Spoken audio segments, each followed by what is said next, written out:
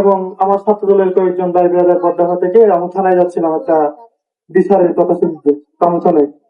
যাওয়ার পথে দেখি দুইটা টমটম সম্পূর্ণ ভর্তি এবং 3-4টা মোটর বাইক নিয়ে ভর্তি আমার বাড়ির দিকে জহির আলম কালু এবং তার গং নিয়ে যাচ্ছিল। তখন আমার বাসায় ছিল আমার দুই ভাবি এবং আমার মা। আমি আমার মাকে ফোন দিয়ে বলি কি সমস্যা। তখন আমার মা 10 মিনিট পর আমার ফোন দিয়ে বলে, বাবা ওরা আসছে, তোরা যা ইচ্ছা তা গালিগালাজ করতেছে, আমরা বাসা থেকে বের হয়ে যাবো। পরবর্তীতে আমি থানায় গিয়ে বিষয়টা জানাই এবং থানা থেকে আসার পরে আমরা বড়ডাঙ্গা স্টেশনে দাঁড়াই এবং আমার চাচা লিয়াকতারির দোকানে আমি দেখতে পাই আমার যে মায়ের খুনি, আমার মায়ের খুনির সাথে আমার ইউনিয়ন বিএনপির সভাপতি বসে গোপন বৈঠক করতেছিল। তখন আমি আমার ছাত্র দলের কয়েকজন ভাই ব্রাদারকে বলি, ভাই ওনার কারণে আমি থানায় গেছিলাম এইমাত্র আপনাদের নিয়ে, উনি আবার এখানে বসে দেখি আড্ডা দেয়। তখন আমার ইউনিয়ন ছাত্র দলের নেতৃবৃন্দরা দিয়ে ওনারে প্রশ্ন করেন, আমি এর সাথে গেছিলাম।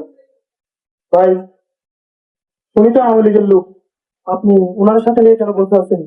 আমাদের ছাত্র দলের এক ভাই ওনার দ্বারা নির্যাতিত এবং উনি যথেষ্ট পরিমাণ নির্যাতন করতেছেন, এটা আপনি জানেন বটে। তখন উনি বলছে, উত্তর দিচ্ছে, ওটা অবশ্য আমি যা বলতেছি তার অবশ্যই ভিডিও রেকর্ড আছে আগের ওনার বক্তব্যের। উনি বললো, আমি সুটনকে চিনি না।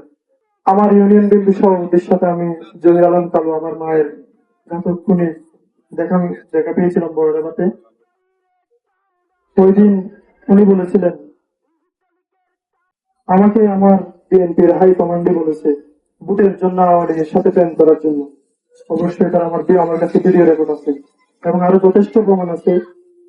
বিদায়ী পুলিশ অফিসাররা এবং বিদায়ী ফরেস্ট অফিসাররা যাদের মাধ্যমে আমাকে বিভিন্ন ধরনের হয়রানি করা হয়েছে, তারা আমাকে স্টেটমেন্ট দিয়েছেন, আপনার বিচার আমরা করতে পারি না, আপনার জন্য আমি আপনার বিচার করতে গেলে আপনার ইউনিয়ন বিএনপির বিভিন্ন নেতা কর্মীরা মাঝখানে এসে দাঁড়ায়, আপনার বিচার করা যাবে না।